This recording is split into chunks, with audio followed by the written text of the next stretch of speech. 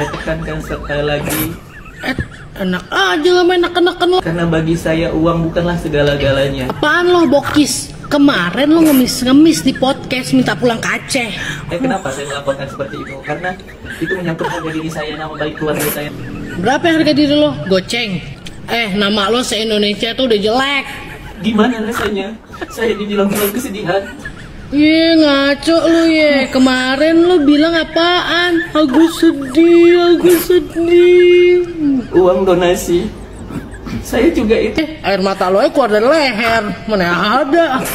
Tidak membenarkan itu. Saya juga pernah gak saya meminta sama kalian? Iya, lo kagak minta, tapi lo mohon-mohon. Coba dari awal, apakah saya meminta? Kalian memberikan sama saya mohon sama kalian. Kalian memberikan? Ya kalian harus ikhlas juga. Apa yang terjadi? Bacot lu, kagak tahu diri, udah dibantu, masih aja songong. Pantes aja lo disiram air keras. Banyak karyawan yang lo putusin rezekinya. Hidup saya, menghancurkan keluarga saya, menghancurkan istri saya. Gitu sih gitu. Berisik lo boti lo. Lama-lama mulut lo yang gue siram air keras lo ya. Terus kenapa katanya Agus bilang ke Mbak Nopinya kejam? Nah itu kenapa Agus bilang Mbak Nopi kejam? Ya, bukan kejam masalah donasi gitu. Kan kejamnya itu Mbak Nopi itu kenapa mengekspos keluarga Agus lagi tentang masalah-masalah gitu, walaupun itu komenan dari netizen Mbak Nopi. Iya, saya paham, saya mengerti. Agus selalu berterima kasih sama orang. Mbak Nopi memang orang baik. Kenapa Mbak Nopi hancurkan kebaikan Mbak Nopi itu dengan berstatement seperti itu ke keluarga Agus semua? Coba Mbak Nopi bayangin nih, Mbak Nopi jadi Agus sakit. Mbak Nopi jadi Agus sakit nih. Agus jadi Mbak Nopi deh, gitu. Terus dibuat kayak gitu. Gimana perasaan Mbak Nopi ke Agus gitu? Gimana? Sampai Agus depresi loh Mbak Nopi. Terakhir istri Agus ngajakin Agus bunuh diri. Netizen gak berhenti komenin Agus seperti itu. Ya Allah, ya Rabbi. Ya udah. Apa perlu saya bongkar di sini? Dia pemain narkoba. Apa perlu saya bongkar? Saya punya barang buktinya. Orang yang bersama-sama pakai dengan dia, ya. Jadi kalau terus ngotot, saya bersurat kepada BNN untuk cek tes urin itu yang namanya Nopi. Kita mau menegakkan hukum kok. Nggak usah berbicara sekarang, kita menyampaikan suatu pendapat dari keadaan yang ada. Nanti kita tes urin aja, benar nggak dia pemakaian narkoba? Kalau dia tidak pakai narkoba, laporan yang melaporkan ke saya akan pidanakan. Ya, jangan macam-macam dengan kami. Ya, kalau mau bertabayun, jadi ngerebet ke sana kemari, ya gitu.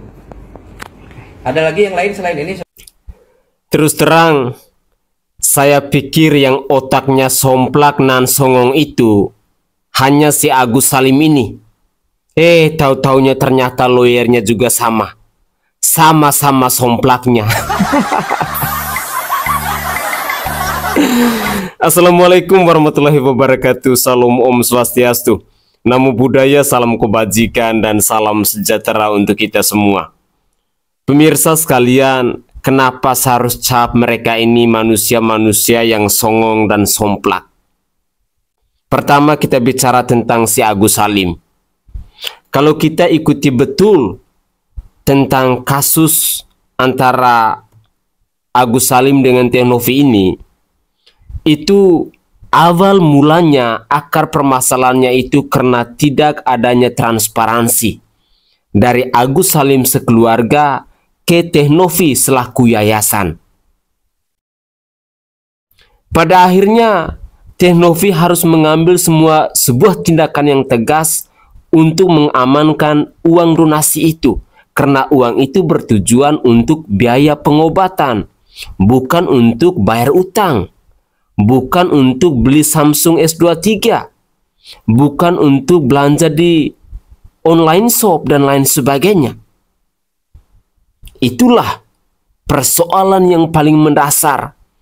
Kenapa Teh Novi selaku pihak yayasan menarik kembali untuk mengamankan uang pengobatan dari si Agus Salim ini?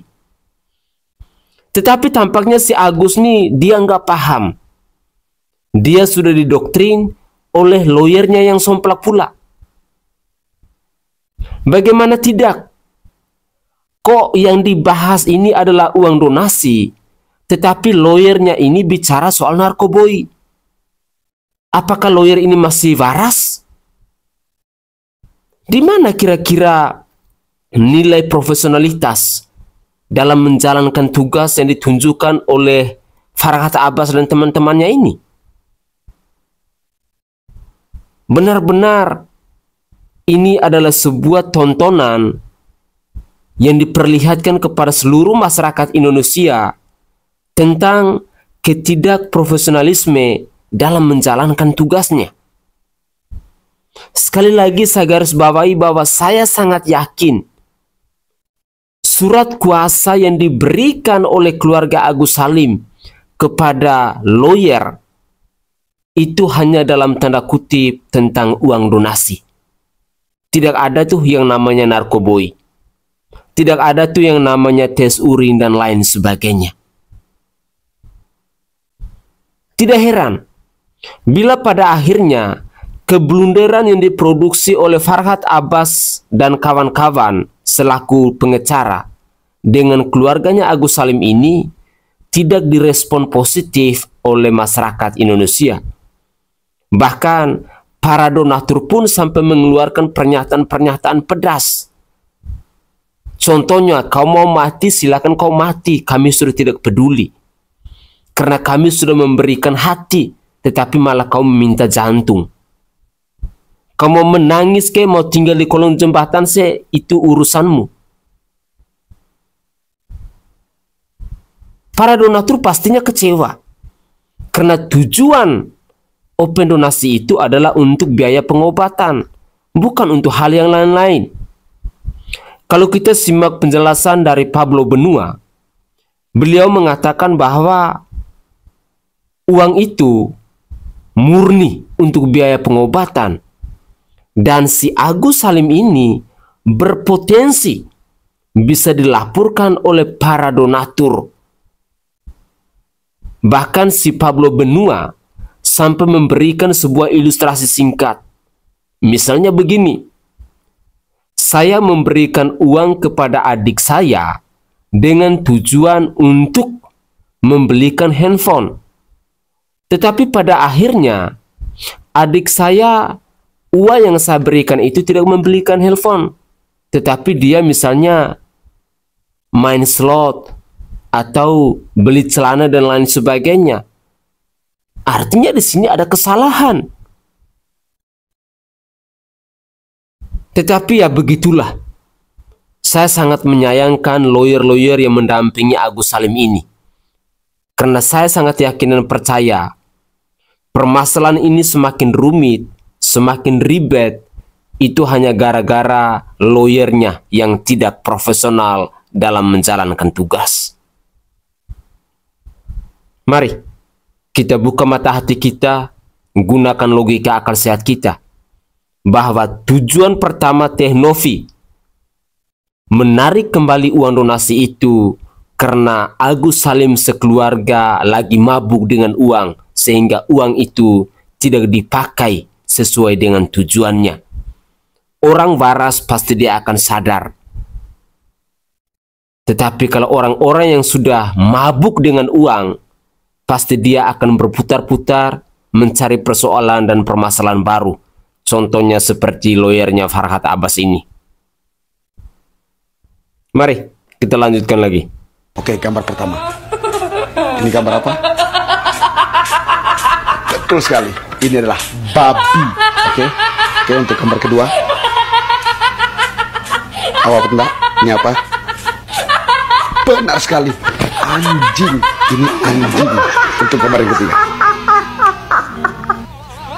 Kalau kamu bisa menjawab gambar ketiga, Anda betul-betul jenius. Ya, betul sekali. Ini adalah ular. Terima kasih. Tapi ada tapinya, ada pasal berikutnya yang menyatakan dengan niat baik. Dan saya menilai bahwa pengacara dari Agus ini sudah melampaui batas, sudah tidak punya etika dengan menjelekkan, membusukkan, pembunuhan karakter terhadap klien kami. Dan kami tidak akan tinggal diam.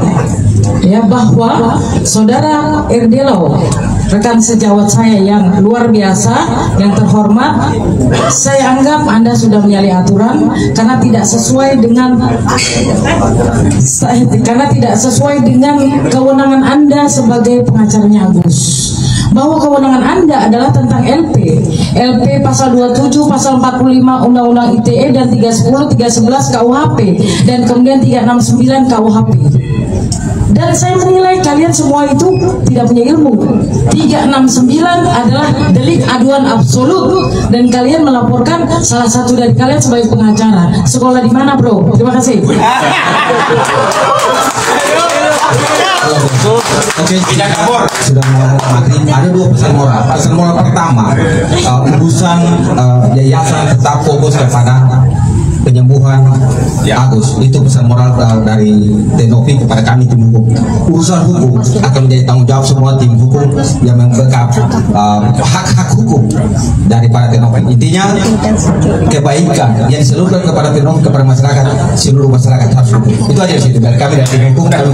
Oke, Bang, kemarin Abang sempat sebut Tenovi pakai narkoba gitu ya. Nah, maksudnya Abang mungkin ada buktinya kah? Seperti apa, Bang, latar belakang Abang menyebutkan statement itu? Oke, harusnya pertanyaannya yang cerdas, ya. Terus ribut netizen, makanya begini. Saya sebetulnya sering mengedukasi. Yuk kita sama-sama belajar hukum, ya. Ketika perasa yang memfitnah sesuai dengan literatur pasal 310 yang menyampaikan fitnah, terus yang menyampaikan pencemaran nama baik segala macam. Di situ teman-teman tahu kemarin bahwa saya di dalam posisi yang sangat sekali prihatin melihat kondisi Mas Agus.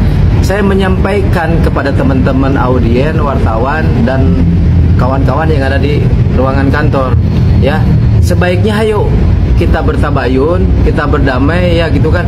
Jangan sampai merasa terus menggiring opini bahwa ini tidak akan ada penyelesaian secara perdamaian. Maka dari situ saya sedikit emosi. Saya menanyakan kepada teman-teman, ya, apa perlu, ya, apa perlu saya sampaikan di sini, apa perlu saya bongkar, ya, kalau Tenovi pemakai narkoba. Itu pertanyaan, bukan judgement. Ya kan, biasanya boleh dong memberikan pendapat apa aja. Boleh, silakan. Terhadap orang tanpa kita menyebut nama inisial. Itu aja sih, ya. Kecuali ada orang yang memberikan statement, itu si Novi, pemain dia, pecandu dia. Itu pernyataan, bukan pertanyaan. Harusnya bisa tahu ya, question dan statement, question dan statement. Harusnya lebih pintar dalam mengartikan itu semua. Coba lihat di KBBI. Nah sekarang bahwa ada beberapa praktisi hukum yang mengatakan bahwa Erdelo fitnah. Itu saya bertanya, bukan fitnah. Nah betul bahwa pencemaran nama baik itu sukar untuk dibuktikan. Nanti ada ahli bahasa. Kalau saya bertanya, ya kan kalian menjawab atau tidak, kalian tidak menjawab, ya sudah saya tidak bongkar. Tapi apapun yang saya sampaikan kepada publik, ini adalah suatu landasan di mana kami juga punya bukti-buktinya, ya. Kita juga nggak ngomong sembarangan. Bukti apa itu, Bang? Kenapa? Bukti apa? Ya barang bukti yang sudah saya sampaikan, termasuk orang juga yang diajak bermain narkoba. Yuk main narkoba yuk segala macam. Tapi kan saya nggak bongkar ke publik. Karena kemarin kesepakatannya, ya sudah Bang, fokus ke Agus, saya fokus ke Agus. Apa salah saya bertanya, ya, dengan semakin permasalahan ini blunder ke sana ke sini sehingga tidak bertemu dengan damai, ya. Ini Novi ini masih sehat apa enggak sih? Kan saya juga perlu bertanya, ya. Dan ada informasi kepada kami, saya bertanya gitu loh. Di situ bertanya kepada kalian, perlu enggak saya bongkar kalau Novi itu pemakai narkoba? Di mana perasa perbuatan melawan hukumnya, ya? Ya kalau laporin aja lah, ya. Nah saya juga sangat menyesal hari ini ternyata perdamaian itu tidak terwujud selama ini. Dan sampai saat ini klien kami belum pernah dan tidak ada menerima uang setelah uang itu kembali ke yayasan. Ya, jadi ini tidak ada kami melihat ada Nopi untuk menghubungi kami atau menghubungi Mas Agus, ya laporannya sama kami dong, sama kuasa hukumnya. Jangan di TikTok ya. Oh ini kami menyarankan buat teman-teman. Aduh, ya. Jadi coba hubungi kami, Bang Erdelo, Bang Farhat, izin kami mau bertemu Mas Agus atau kami mau mentransfer donasi. Kalau niat gak usah ngomong, kan udah tahu nomor rekening Agus. Tapi sampai saat ini kita belum tahu ada informasi bahwa dari yayasan itu berhasil untuk bisa kembali lagi ke Mas Agus ya. Jadi patut diduga kami juga melaporkan tentang hal tersebut. Dan mungkin kami juga mendapatkan informasi ada beberapa rekannya bersama Mbak Nopi dulu di Jawa Timur, ya kan, Yayasan Semeru, Angkot dan lain sebagainya ya. Itu tentunya ada juga pelaporan-pelaporannya. Dan mau saya tanyakan begini, setelah saya bertanya kepada orang apakah Nopi itu ada narkoba, yang harusnya tes nih rambutnya ya, coba kita tes rambutnya ke BNN. Artinya Mas Agus sendiri tapi belum meminta atau belum menghubungi pihak yayasan lagi, Bang, untuk apa Agus menghubungi yayasan? Agus sudah sakit untuk berobat gitu maksudnya. Kan orang yang sekarang mengambil hak Agus, yang mengambil hak Agus lah yang bisa mengambil hatinya Mas Agus lagi, bukan kami menghubungi. Kalau seandainya kami tidak kalau seandainya kami mendapatkan informasi dari Nopi dengan baik, tentu kami juga tidak akan membuat laporan hari ini di Polda Metro Jaya. Terima kasih. Silakan teman-teman. Jujur, yang bikin blunder itu adalah pernyataannya dia sendiri.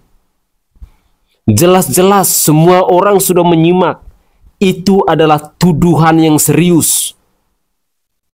Pernyataan dengan pertanyaan itu berbeda.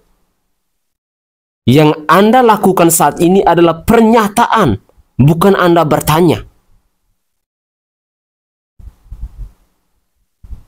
Saya tidak bisa membayangkan lawyer yang otaknya blunder ini mau jadi apa. Dan saya sangat yakin si Agus Salim kalau menemukan lawyer yang tepat ataukah tidak usah didampingi oleh pengacara, saya sangat yakin bahwa masalahnya ini tidak seblunder dan separah ini. Semakin kesini orang semakin menghujat dan semakin membuli karena pernyataan-pernyataan dari lawyernya, dari pengacaranya yang benar-benar hanya bikin gaduh. Agus Salim sekeluarga melaporkan Teh Novi ke pihak penegak hukum. Saya sangat yakin itu adalah desakan dari Farhat Abbas. Dan kehadiran lawyer dari si Farhat Abbas dan kawan-kawan ini adalah untuk menyelesaikan persoalan uang donasi. Bukan tentang narkoboi. Itu beda lagi kasusnya. Tetapi begitulah. Kalau manusia-manusia yang kualitasnya rendah, manusia-manusia yang tidak profesional dalam menjalankan tugas, pastinya akan seperti itu. Yang satunya belum selesai, dia sudah lompat ke tempat yang lain. Yang satunya belum beres, dia sudah lompat ke tempat yang lain. Seperti benalu, di mana ada kasus viral, di situ dia nongol. Semoga ini jangan kita jadikan sebagai contoh. Dan jawaban dari si lawyer tadi malah ngeyel. Dia berpikir bahwa kita masyarakat Indonesia, kita netizen Indonesia tidak mengikuti kasus ini. Inilah contoh-contoh lawyer yang blunder, yang songong, yang koplak, tidak profesional dalam menangani sebuah kasus. Mari kita simak lagi cuplikan-cuplikan video yang lain. Aku sedih. Aku sedih banget. Kalau Novi bisa menunjukkan 8.000 surat kuasa untuk menarik uang kembali dari Agus, uangnya bukan cuma kami kembalikan, tapi sudah ada di Novi 1,3 miliar. Catat ya. Di mana jiwa sosial dan kebudayaan warga Indonesia? Saya mau mengomentari seorang advokat.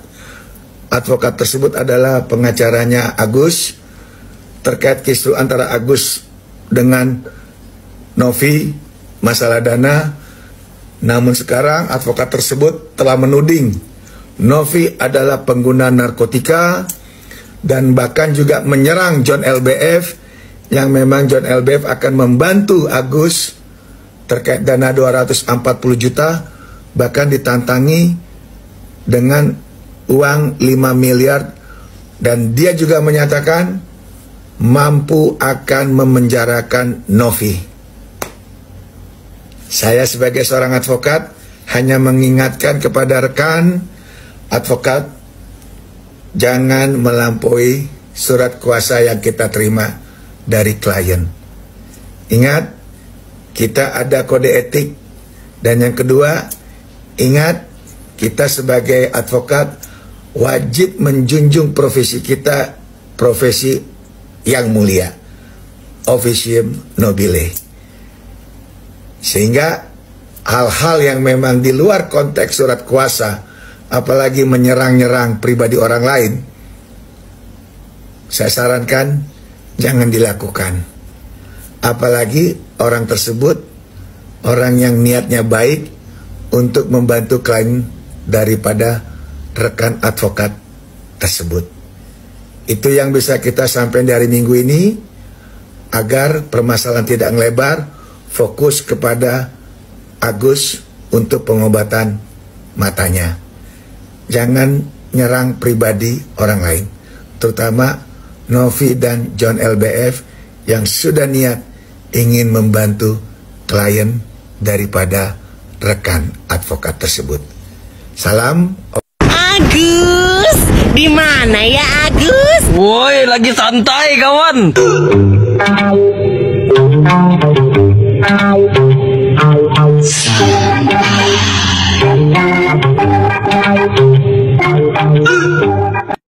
Jadi hari Sabtu kemarin itu Tenovi berserta timnya hadir dari Jakarta ke Bandung ke kediaman saya dengan maksud dan tujuan untuk diskusi terkait permasalahan donasi ini, disertai membawa dokumen-dokumen terkait, membawa dokumen-dokumen yang berhubungan dengan kasus yang saat ini sedang bergulir, yaitu permasalahan donasi, disertai untuk penunjukan surat kuasa lawyer.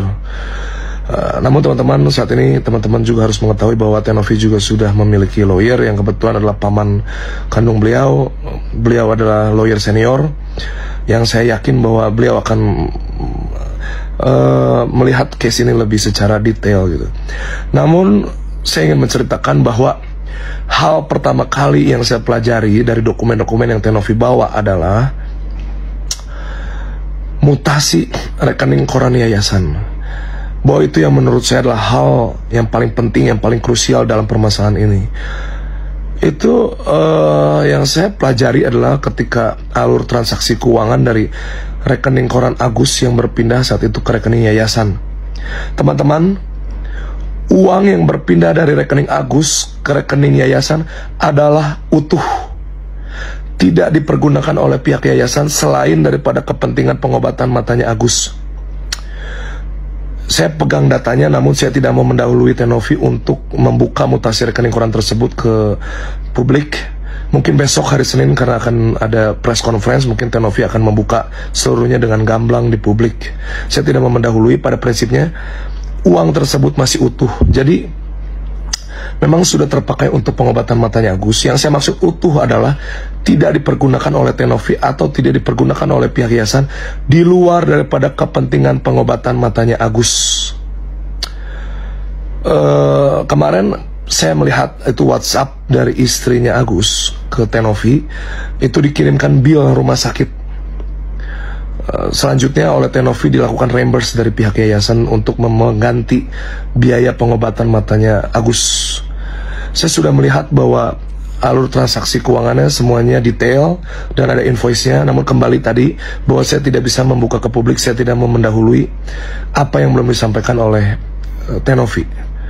Namun maksud dan tujuannya adalah jangan sampai pihak yang benar pada akhirnya menjadi salah karena berkembangnya opini-opini liar di publik yang tidak berdasar. Jadi tidak boleh zolim kepada orang yang niatnya baik. Teman-teman, jangan melupakan bahwa tujuan awal uang ini digalang, donasi ini digalang adalah tujuannya mulia untuk menyelamatkan Agus. Mi ramalen bojone Agus iki setia apa ora sampai tuwek? Iyau kepesing. Tolong. Oh, tolong. Untuk sementara ini bojone Agus ya setia dong. Wong pas akeh duwite. Wong pas akeh duitnya ya setia dong. Di mana-mana perempuan itu akan setia kalau suaminya duitnya banyak. Lepas. Ya. Ya waduh ya setia selama-lamanya ta lek duwike akeh ya. Tapi yo mbuh maneh. Ya. Wong wis dirasani wong sak Indonesia Raya. Engko lek gak kuat mental ngelu-ngelu dhewe dirasani wong sak Indonesia Raya, suwe-suwe ya mikir ta. Ya. Suwe-suwe yang ngelu dhewe ngrasakno dihujat wong sak Indonesia Raya. Suwe-suwe iku ya mbuh. Ya. Iku ya mbuh suwe-suwe. Soale ya sampean paham dhewe lah ya. Ya, iku ya mbuh lek setia selamanya. Lek sekarang ini ya setia wong ono ngene. Tapi iku ya mbuh. Lah soalnya jenenge wong diruasane wong sak Indonesia Raya suwe-suwe lah ngelu ta rek. Ya, engko lek ngelu suwe-suwe ngelu mergo duwite wis entek lho ya wis.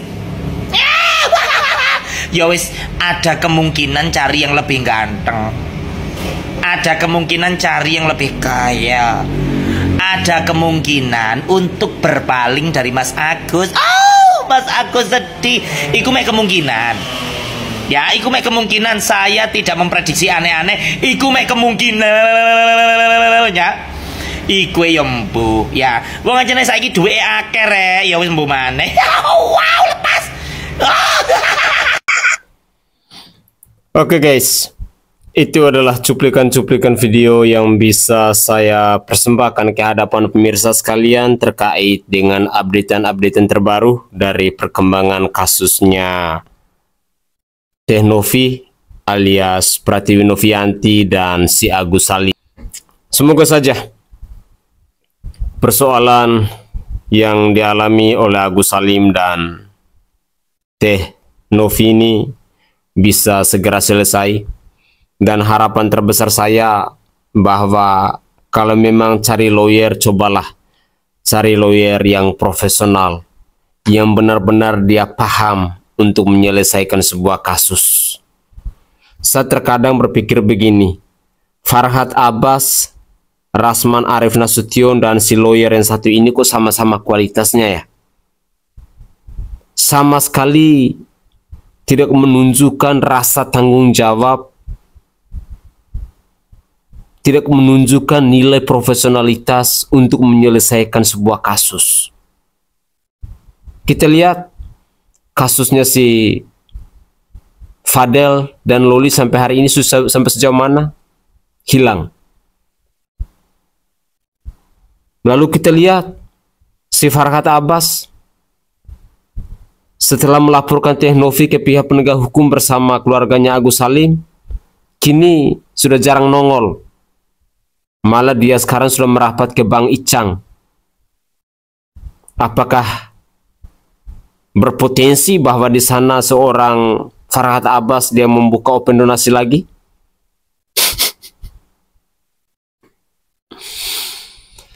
Sedih saya melihatnya. Tidak salah bila pada akhirnya Agus Salim mengeluarkan pernyataan, Agus sedih banget.